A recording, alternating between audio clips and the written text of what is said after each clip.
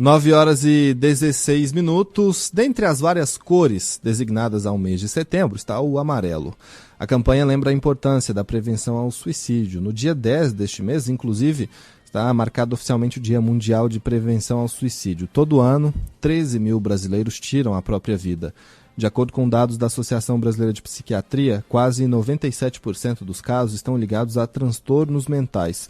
Sobre este assunto, a gente recebe aqui no Manhã Band News de sábado o fundador do Instituto Olhos da Alma Sã, que atua na área de tratamento e atendimento em saúde mental na região centro-oeste do Brasil, presidente Jorge Antônio Monteiro de Lima. Presidente, fundador, bom dia, prazer recebê-lo aqui no Manhã Band News de sábado. Bom dia, Rafael, bom dia a todos os ouvintes da Band News, prazer estar aqui com vocês.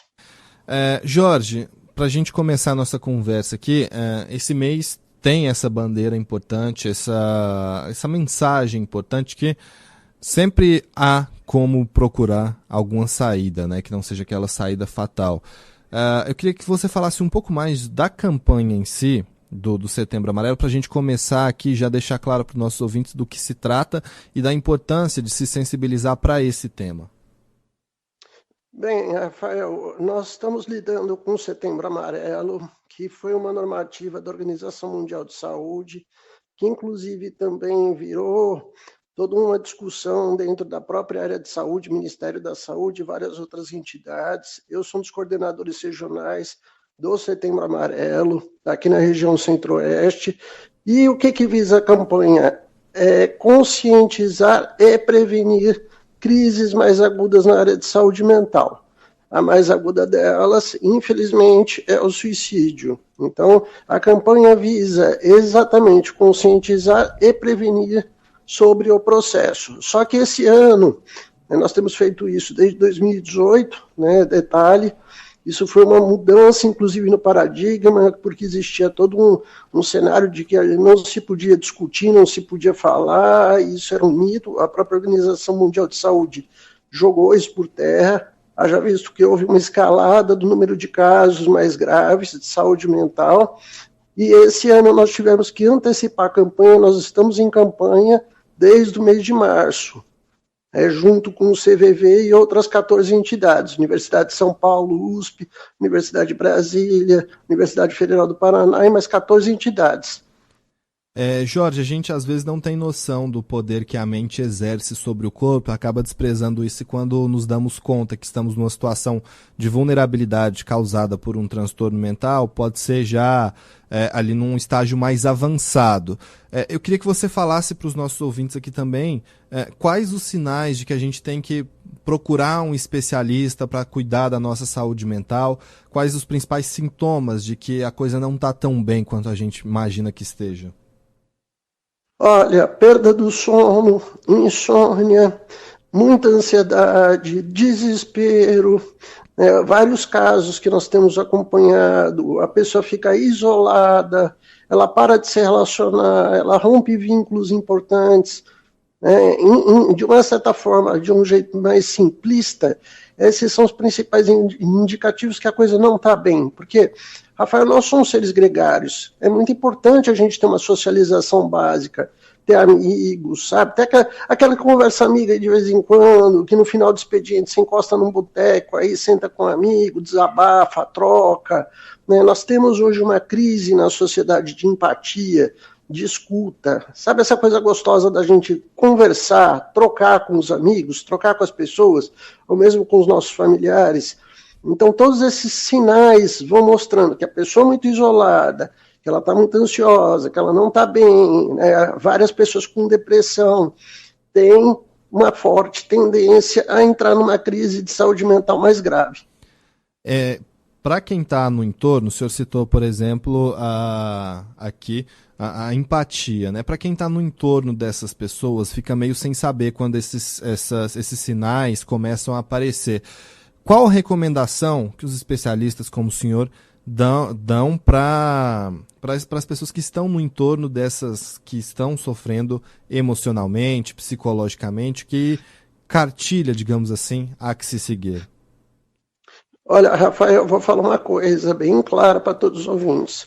Você tem um irmão que se trancou no quarto, que agora fica de final de semana só vendo série, né? Essa coisa de se fechar, quebra a porta do quarto, rebenta a maçaneta e puxa ele para conversar. Não deixem as pessoas ficarem muito isoladas. Quanto maior o grau de isolamento, pior é. Porque isso vai culminar numa crise que depois, para reverter, é complicado. Qualquer indicativo desses de depressão, né, de desespero, procura ajuda profissional. Hoje nós temos na sociedade serviços maravilhosos. Tem o CVV que faz tudo, um serviço de atenção primária, a questão do suicídio gratuito, ligue 188, né, que está aí disponível, inclusive também precisando de voluntários. Você está com tempo livre aí, galera? Vamos doar um pouquinho do tempo para ajudar a salvar vidas, né? Temos a nossa clínica social que também presta esse serviço, tem várias entidades aí ajudando. Agora, o que é que a gente não pode fazer, Rafael? É ficar isolado vendo a coisa acontecendo e depois que acontece, aí fica lamentando o resto da vida que a gente podia ter feito alguma coisa e não fez. Então, quando você vê alguém que, inclusive, também fala que está cansado da vida, que não aguenta mais, é hora de procurar ajuda. Né? Deixar para depois, às vezes, pode ser muito tarde. É sempre importante a gente ter apoio também dessas pessoas que estão no nosso entorno, né? E tentar, o mais rápido possível, procurar ajuda profissional, se este for o caso. E aí, Jorge, eu queria saber um pouco mais, inclusive, de como funciona essa ajuda profissional. Às vezes muita gente tem um pouco de preconceito, fala, depressão, principalmente pessoas que mais antigas, já vi muitos casos de pessoas que falam, depressão é coisa de gente fresca, enfim. A gente sabe que tem esse tipo de comentário maldoso e de falta de conhecimento na sociedade. E para isso é importante, inclusive, a gente desencorajar esse tipo de comentário para que a pessoa se sinta acolhida também, né, Jorge? Olha, Rafael, eu vou falar uma questão assim, tipo, eu comecei minha carreira em 93, né? De 93 para cá o cenário já vem mudando muito. Né? O preconceito diminuiu, as pessoas têm discutido mais esse tipo de tema, tanto que, olha aqui o Setembro Amarelo, né? Olha a gente aqui na rádio discutindo esse tipo de tema. Existem pessoas que têm preconceito, né? Mas tanto é que, por exemplo, hoje o curso de psicologia é o segundo curso mais procurado. Em qualquer universidade federal. Você vê que ele bateu direito, bateu engenharia. Por que isso está acontecendo? Porque as pessoas estão cada vez mais conscientes da urgência de se cuidar mentalmente, de cuidar da sua afetividade, de não deixar as coisas desandarem. Tá? E, infelizmente, tem muita gente que entra em crise afetiva porque termina um relacionamento. Agora, na pandemia, muita gente caiu em situação de desespero porque teve que enterrar um parente, um marido, uma esposa, um pai, uma mãe, um filho. E a gente não pode deixar as pessoas entrarem em situação de desespero, de tudo, daquela questão do vale tudo, né? Não tem mais nada a perder, sabe? Na verdade, a vida é muito bonita e a gente está, inclusive, na campanha desse ano falando muito sobre a vida.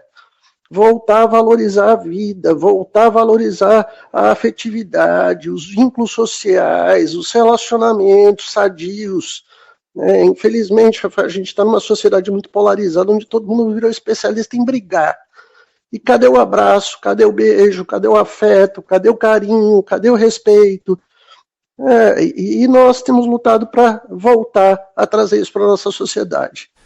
Jorge, eu queria entrar agora no tratamento em si, para quando a pessoa procura o tratamento profissional, existe uma equipe multiprofissional que faz o atendimento, o acolhimento a essa pessoa que está com algum tipo de problema emocional. Como é que funciona para que nossos ouvintes, inclusive, saibam, caso precisem ou conheçam alguém que precise, como procurar e como vai funcionar na prática esse tratamento?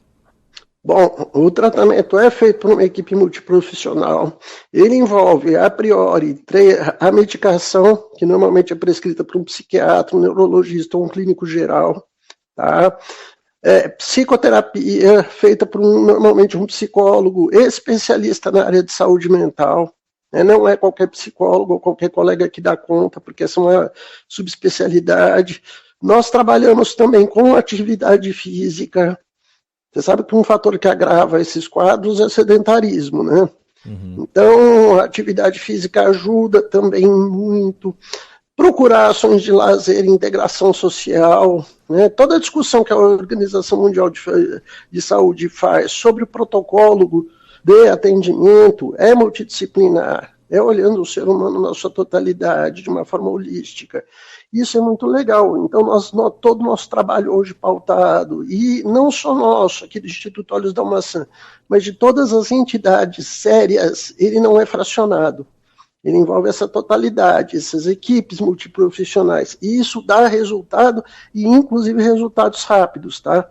Questão de 2, 3 semanas você consegue tirar um paciente de uma crise mais aguda. Se fizer o protocolo bem feito, envolvendo essas questões que nós estamos falando. Entendo. Jorge, como você mesmo citou, com a pandemia de Covid-19, desde quando ela começou, já se previa e não demorou a se concretizar um aumento no número de casos de depressão ou de outros transtornos mentais ou emocionais, enfim. Aqui em Goiás, onde vocês trabalham, a região centro-oeste, o Instituto Olhos da Almaçã faz seu trabalho, o que você notou? A gente teve de fato um aumento e quais os quadros mais diagnosticados, quais os tipos de enfermidades que vocês mais notam, de angústia mesmo que vocês mais notam no trabalho? Rafael, só para você ter uma ideia, aqui no Instituto Olhos da Maçã nós temos hoje 600 colaboradores, nós fizemos até agora, final de agosto, 76 mil atendimentos. Tá? Só vou trazer um dado para os nossos ouvintes que a gente colheu, né, da Junta Médica do Estado de Goiás. Tá? Um pequeno dado, só durante a pandemia tiveram 5 mil afastamentos de educadores, 4 mil da área de saúde, 3 mil da área de segurança pública. Aqui no Instituto nós tivemos um aumento de quase 60% no número de casos. Então, em 6 meses nós atendemos aquilo que a gente estava prevendo atender em 1 ano. Essa epidemia de saúde mental, ela já vinha acontecendo, inclusive com os transtornos de ansiedade e a depressão sendo apontados como as grandes epidemias do século. Com o advento da pandemia, a coisa intensificou numa escalada gigantesca. Até que aqui no Instituto a gente não parou de trabalhar 1 segundo, né, atendendo não só Goiás e região, mas o Brasil inteiro. Né? Então, assim, a coisa não está brincadeira, faltam profissionais, falta gente qualificada, mas a gente está fazendo, dentro do possível, um trabalho bem feito, né? Por isso que, inclusive, nós criamos essa rede nacional, integrando as grandes universidades de psicologia do país, né, USP, Universidade de Brasília, Federal do Paraná, dentre outras. São 14 entidades, porque o que aconteceu? Tá? A coisa ficou feia para todo mundo, né? Então vamos correr, vamos juntar forças para poder dar conta disso, né? Nós estamos dentro desse cenário, e a previsão é que esse cenário, infelizmente, continue indo um pouco, porque lamentavelmente o desespero ainda está fazendo parte da nossa rotina.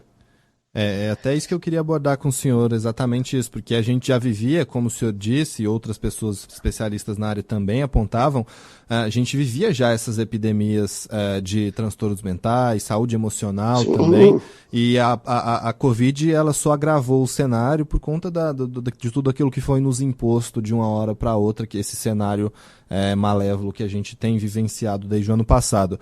Os reflexos desse momento que nós vivemos, eles devem permanecer por muito tempo, porque os números que o senhor trouxe são assustadores.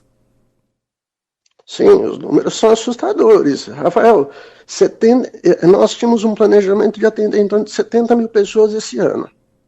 Em 6 meses nós atendemos isso. Você faz ideia do que é isso para a nossa equipe? Não é uma coisa assim de louco, né? E, logicamente, com toda a dificuldade, todo o preparo, a gente está conseguindo vencer. Particularmente, a gente não, né, nós não temos uma bola de cristal para sermos exatos com relação ao que está vindo, mas tudo indica que a situação vai se agravar, em especial por 2 fatores. O agravamento da nossa crise econômica, haja visto que a gente tem todo um destempero e uma coisa muito mal planejada de governo, tá? E isso vem trazendo as pessoas para essa situação de desespero, somando a crise toda da pandemia. Toda vez que a economia está muito mal, os casos de desespero aumentam. Então, as 2 coisas somadas, a nossa economia que está extremamente problemática, né, Com o efeito pandemia, isso traz um cenário muito complicado a médio e longo prazo, né? Uhum. Então, assim, nós estamos, logicamente, que sempre qualificando, somando esforços, criando políticas públicas, trabalhando. Ontem nós tivemos até numa reunião com o prefeito Rogério Cruz, né, e o vereador William Veloso, né, que estão conscientes do que está acontecendo. O próprio poder público vem se mobilizando com relação a isso, procurando entidades que têm trabalhado com isso para reforçar suas ações, mas o cenário não é muito bonitinho, não. A gente está lidando com uma segunda pandemia e que não tem previsões para acabar. Em especial, também por causa da consequência dos vários casos de pessoas enlutadas na sociedade hoje. E diante desse cenário, com doenças para as quais não há, infelizmente, vacinas, não é possível produzir uma vacina para o tratamento mental, emocional, o que nós, como sociedade, podemos fazer para evitar que nossos iguais, nossos colegas, se agravem, para que aqueles que estão já vivendo um momento tão complicado, sejam enlutados, sejam porque perderam renda, emprego, enfim, possam se reerguer? O que a gente, como sociedade, pode fazer? Rafael, o primeiro passo eu já dei a dica. A gente está numa crise de empatia, nós temos que resgatar a empatia, o carinho, o afeto, o cuidado, aquela coisa gostosa de trocar. Sabe, Rafael, infelizmente eu falo isso na minha vida pessoal, eu vejo muitos na sociedade. Nós estamos numa geração onde as pessoas se acostumaram a ser egoístas, se fechar no quarto, não conversar. A gente não conversa com o vizinho, a gente não senta com os nossos amigos para trocar. Sabe, se troca às vezes de uma forma superficial. Nós temos que abrir um espaço de escoamento para a afetividade, trabalhar a afetividade.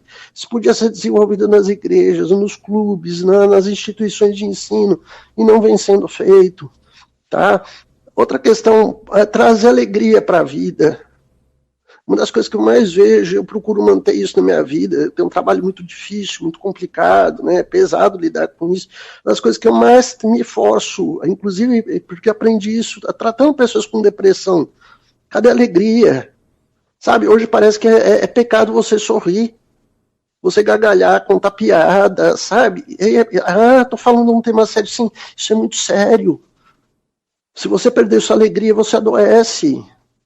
E nós temos que correr atrás disso. São coisas muito simples, sabe?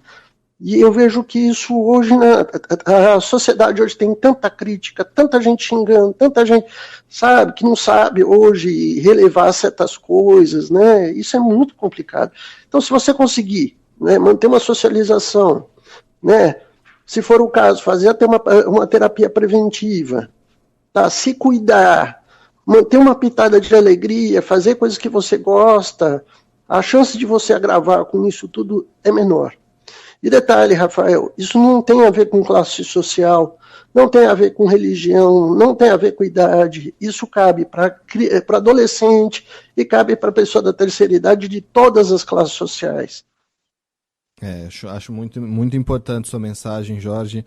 Quero aqui agradecer a sua participação, parabenizar pelo trabalho executado aí junto com todos os profissionais do Instituto Olhos da Alma Sã, e fica o recado para todos os nossos ouvintes que eles sejam multiplicadores também para a sociedade desse momento crítico que a gente vive, como você descreveu aqui, e que há saída, né? Basta que todos nós queiramos. Muito obrigado, Jorge Antônio Monteiro. Nada, eu que agradeço, e galera, não vamos polemizar, vamos tratar a sociedade e a vida com um pouquinho mais de amor. O Instituto Olhos da Alma Sã está aberto para vocês. Quem quiser qualquer informação, estamos à disposição. Tá certo. Até uma próxima oportunidade, Jorge. Bom dia para você, bom feriado aí, bom descanso, bom trabalho, bom descanso, enfim. Obrigado. Com Deus. Um abraço a todos os ouvintes. Tchau, tchau. Bom, são 9h35, a gente faz um intervalinho rápido aqui na Band News FM e daqui a pouco a gente volta com mais convidado aqui na programação.